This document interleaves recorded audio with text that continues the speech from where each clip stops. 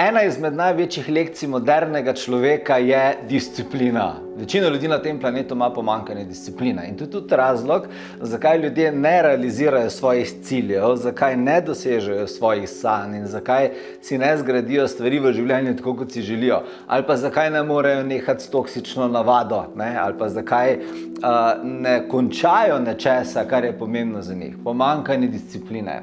Ne moram reči, da so ljudje v moderni dobi leni. Ne, niso. Mnogi ljudje so zelo pridni v svojem delovanju, ampak mnogih ljudi ni discipliniran.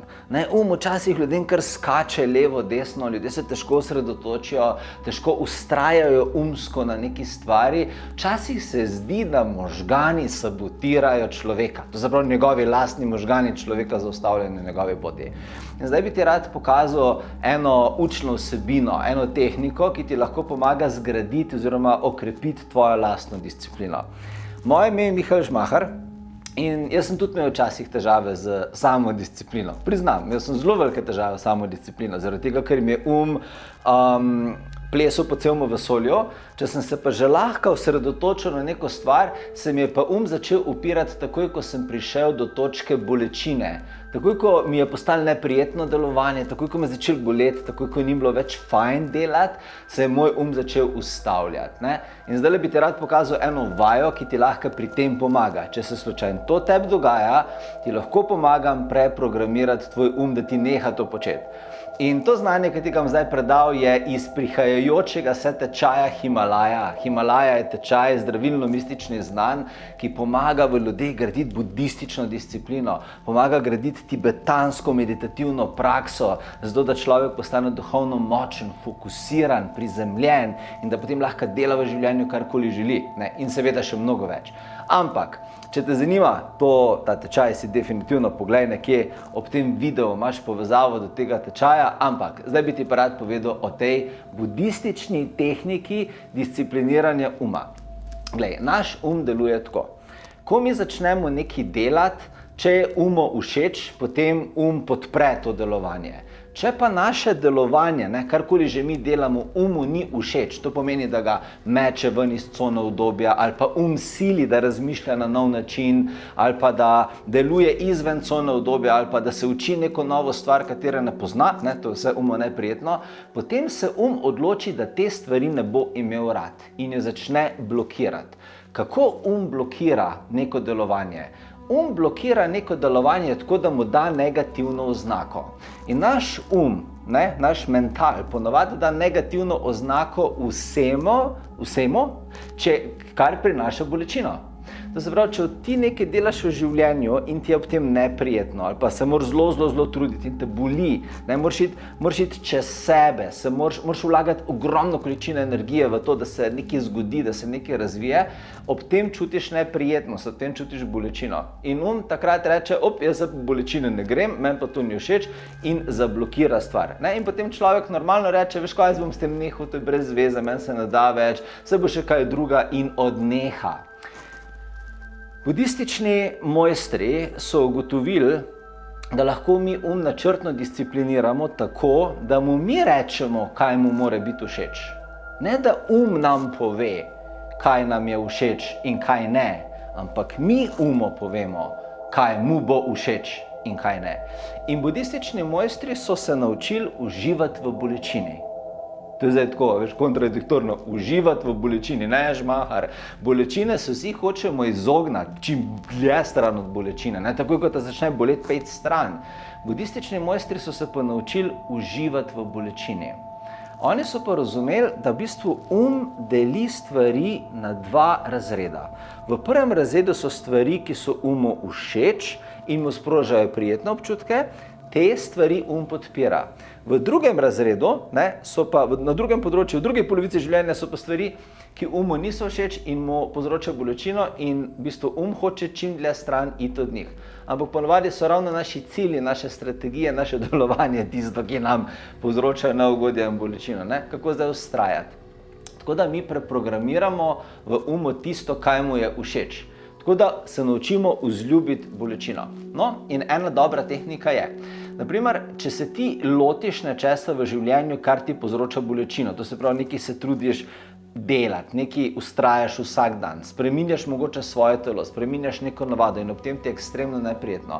Ti ves čas pošilja negativne oznake, ves čas ti sabotira to delovanje, zato je brez veze, odnehaj, to boli, to ni prijetno, gremo kaj bolj fajnega delati, ne?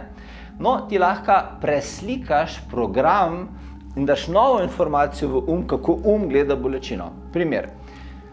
Rečemo, da namaraš paradižnika. Vedno, ko ješ paradižnik, ti je brez veze, ti gre na bruhanje, okay? Ampak paradižnik je zdrav, ima veliko C-vitaminov, ima veliko vlaknin, ima veliko vode, ne? Fajn je, da ješ paradižnik, sploh če je na voljo. Ampak ti ga namaraš, ni ti všeč. No, in zdaj moraš ti preokviriti razmišljanje glede paradižnika, tako da bo tvojemu po novem paradižnik všeč. Da namesto, da takrat, ko ti ješ paradižnik, reče black, jaz tega ne bom jedel, to meni dobro, fuj, da bo rekel ja, to je dobra hrana, dajmo daj še en paradižnik, njam, njam, njam. Kako zdaj to naredimo? V tistem trenutku, ko ti ješ paradižnik, rabiš načrtno vsiliti pozitivno sugestijo v paradižnik. To se pravi, kako to narediš?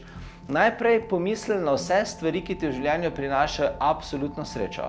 To se pravi stvari, ki te osrečuje. Mogoče te osrečuje sprehod ob morju, pa vonjaš sol, pa veter in ti je to blazno fajn. Mogoče uživaš v kolesarjenju, zaradi tega, ker imaš občutek svobode. Ne? Mogoče rada gledaš filme in si potem predstavljaš nek film v glavi, ki te res čustveno fajn polni. Ne? Mogoče uživaš v prehranjevanju s pico. Pica ti je dobra in ti je dober njen okus. Zdaj imaš seznam parih stvari, ki ti sprožajo dobre občutke. In zdaj naslednjič, ko ti ješ paradižnik, so se mi krsline pocedile, ko sem začel govoriti o hrani, naslednjič, ko ti začneš jesti paradižnik, ne razmišljati o paradižniku, ne razmišljati o tem, da ti ni dober, ne razmišljati o tem, da ti je black, ne razmišljati o tem, da ga čim manj poješ. Ampak začni razmišljati o tem, da hodiš ob morju in vonjaš svež zrak in morsko sol in ti je fajn. Kako kolesariš po gozdnati cesti in je občutek svobode velik. Kako ješ pico in ti je fajn tisto origano na pici in tiste gobice in olive in testo fajn hrusta. Kako uživaš, kako imaš res dober občutek v telesu, ko gledaš svoj najljubši film. Na to se 100% mentalno osredotoči med tem, ko ješ paradižnik. Zgodila se ena stvar. Tvoj bo pozabil na tehnično delovanje, kar je prehranjevanje s paradižnikom, ker bo sledil čustvom. Je vedno tako narejen, da sledi čustvom. Če boš ti čustveno razmišljala o nečem, kar ti je bilo všeč, bo medtem, ko boš jedla paradižnik, čutil občutke kolesarjenja po gozdu, sprehajanja ob morju, prehranjevanja s pico. In ko boš to delala 2-3 tedne, vedno, ko boš jedla paradižnik, se bo v tvojo podzavest v ozadje paradižnika naložila nova informacija in novo mnenje o paradižniku. Po 2-3 tednih bo tvoj kar naenkrat paradižnik začel povezovati z istimi občutki, kot tisti, ki jih čutiš na sprehodu v morju, medtem ko ješ pico, medtem ko gledaš najljubši film in medtem ko kolesariš po gozdu. In kar naenkrat bo postalo prehranjevanje s paradižnikom fajn. In mu ne bo več povzročal bljak občutka in ne bo želel vrš paradižnika stran, ampak bo želel jesti. Temu rečemo, da discipliniramo In mnogi tibetanski menihi in budistični menihi so strenirali svoj tako, da so vse vrste bolečine, ki so jih čutili v svojih izjemnih napornih treningih, preokvirili v uživanje.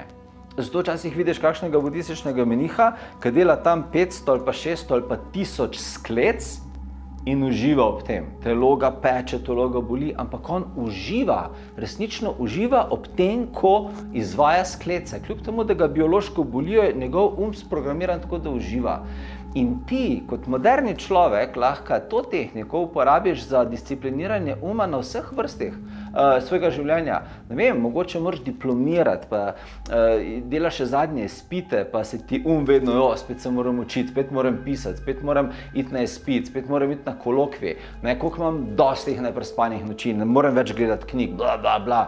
In lahko preprogramiraš, da bo hlasto za knjigami, da bo hlasto za novimi informacijami. vse v svojem življenju lahko začneš delati na tak način. Tako da uporabi to tehniko. Traja nekje 2 do 3 tedne, da se začne navajati, da začne vleči pozitivno korelacijo med stvarjo, ki mu povzroča bolečino, in med tistim, na kar si ti pozitivno fokusiran, med tem, ko izvajaš tisto, kar ti povzroča bolečino.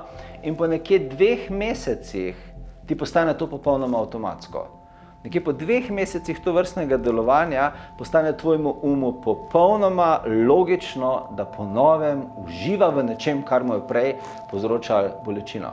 In če ti začneš uživati v nečem, kar ti je prej povzročalo bolečino, ne boš odnehala, pomeni, da boš ostala disciplinirana.